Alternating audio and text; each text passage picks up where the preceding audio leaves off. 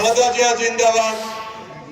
বিএনপির কেন্দ্রীয় নির্বাহী কমিটির প্রশিক্ষণ বিষয়ক সম্পাদক এবিএম মোশাররফ হোসেন বলেছেন, শেখ হাসিনা ভারতে পালিয়ে যাওয়ার পর ভারত বাংলাদেশের বিরুদ্ধে মিথ্যা প্রোপাগান্ডা করছে।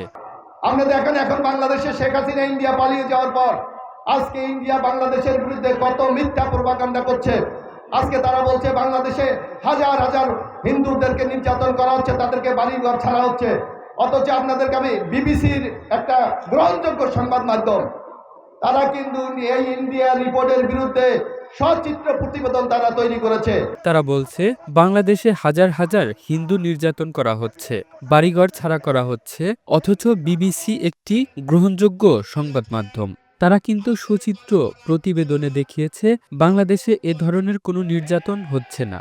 ভারত বাংলাদেশকে একটি নতাজানু দেশ হিসেবে দেখতে চায়, যেভাবে শেখ হাসিনা দেশকে ভারতের কাছে বিক্রি করে দিয়েছিল। আগামী দিনে আমরা সেই বাংলাদেশ দেখতে চাই না।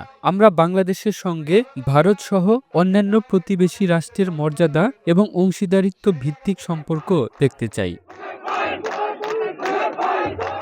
পটুয়াখালী কলাপাড়া শহীদ মিনার মাঠে পৌর বিএনপির আয়োজিত এক গণসংবর্ধনা অনুষ্ঠানে প্রধান অতিথির বক্তব্যে তিনি এসব কথা বলেন।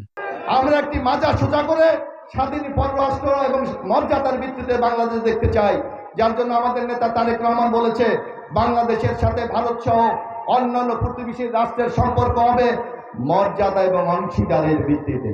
তিনি আরো বলেন, বিএনপি ক্ষমতায় এলে আইসিটি সিকিউরিটি অ্যাক্ট বাতিল, শহীদ মুক্তিযোদ্ধাদের বিশেষ সুবিধা, জিডিপির 5 ভাগ শিক্ষা খাতে ব্যয়, 2বারের বেশি প্রধানমন্ত্রী নয়, আজীবন তত্ত্বাবধায়ক সরকার ব্যবস্থা প্রত্যাবর্তন সহ বাংলাদেশকে কল্যাণময় রাষ্ট্র হিসেবে গড়ে তোলা হবে। তাই তিনি সবাইকে সকল ষড়যন্ত্র রুখে দিয়ে আগামীতে বিএনপিকে ভোট দিয়ে জয়যুক্ত করার আহ্বান জানান। কলাপাড়া পৌর বিএনপির সভাপতি গাজী ফারুকের সভাপতিত্বে এ সময় বিশেষ অতিথি হিসেবে উপজেলার বিএনপির সভাপতি হাজী হুমায়ুন শিকদার, উপজেলা বিএনপির সহসভাপতি কামরুজ্জামান খোকন, সাধারণ সম্পাদক অ্যাডভোকেট হাফিজুর রহমান চুন্নু ও সাংগঠনিক সম্পাদক অ্যাডভোকেট খন্দকার নাসির উদ্দিন প্রমুখ বক্তব্য রাখেন।